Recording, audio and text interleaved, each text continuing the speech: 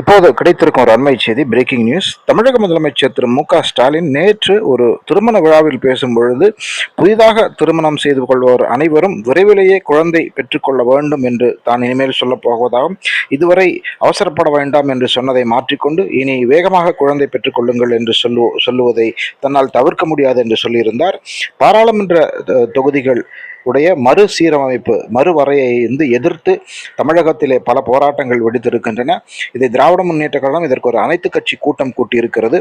இந்த விஷயத்தை வலியுறுத்தவே இங்கு உள்ள மக்கள் தொகை அதிகமாக வேண்டும் என்ற நோக்கத்திலே முதலமைச்சர் பேசிப்பது தேசிய அளவிலே ஒரு பெரிய சர்ச்சையை ஏற்படுத்தி இருக்கிறது. இதற்கு கூட இது நடக்கவில்லை என்றாலும் கூட இனி மத்தியிலே மோடி அரசை திமுக குறை சொல்லும் என்று சிலர் சொல்லியிருக்கிறார்கள். உண்மையிலேயே எதை திசை திருப்புவதற்கு இப்படி எல்லாம் பேசிக் கொண்டிருக்கிறார்கள் என்று தெரியவில்லை என்று பலர் கருதுகிறார்கள்.